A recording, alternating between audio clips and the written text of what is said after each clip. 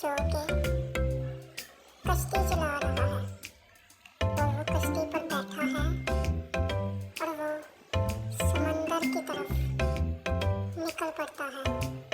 और टॉम बहुत अच्छे तरीके से कश्ती चला रहा है और वो कश्ती के चप्पुओं से कश्ती को आगे की तरफ करता है और कश्ती चलाता रहता है।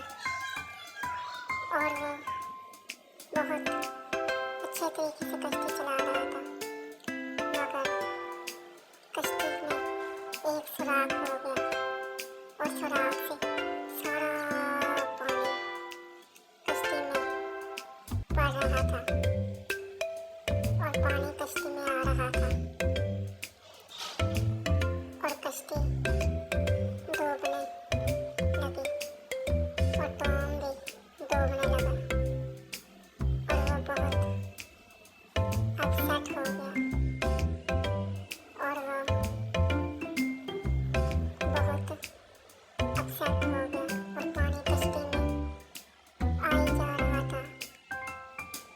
तब वो चीखने लगा और चलाने लगा क्योंकि वो डूब रहा था।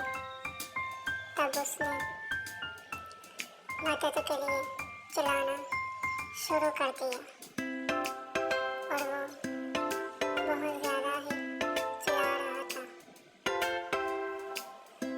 तब एक मछली जिसका नाम ज़ू था, तब वो पानी